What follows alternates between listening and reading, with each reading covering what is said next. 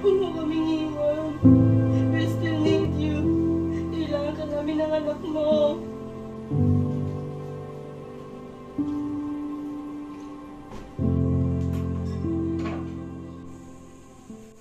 Sino ka? I'm his wife.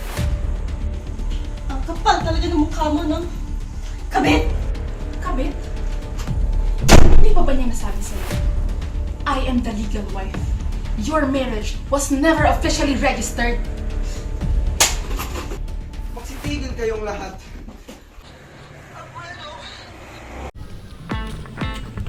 Kaya mahalaga ang tama at napapanahong pagrerehistro ng inyong mga dokumento. Kung walang maayos na record, maaaring hindi mo makuha ang benepisyong para sa'yo. Dahil sa ilalim ng Republic Act 3753, obligado ang bawat Pilipino na iparehisto ang mahalagang pangyayari sa kanilang buhay para maayos at mabilis ang serbisyo ng gobyerno at mga pribadong institusyon. Dapat accurate at updated ang civil registry documents mo. Tulad ng birth certificate, death certificate, marriage certificate, o certificate of no marriage. Paano kumuha ng mga to? Pumunta lang sa local civil registrar office sa inyong munisipyo at siguraduhin dala ang mga sumusunod. Paano kung di makapunta sa mismong office? Pwede ba online? Walang problema. Dahil ngayon, meron ang PSA Service. You can request documents anytime, anywhere.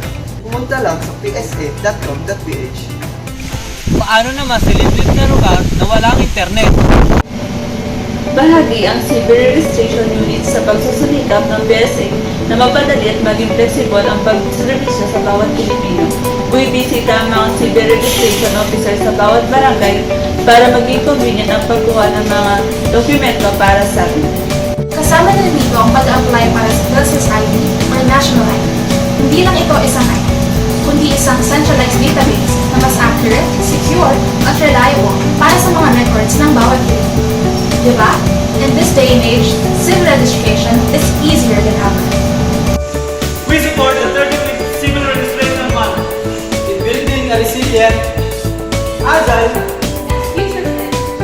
civil registration and vital statistics system. Alfredo, at dito po kayo talaga dalawa nag-away sa harap ng aking mahal. Ikaw nga ang totoong asawa at hindi ikaw. Ako lang ang lihim na kanyang minamahal.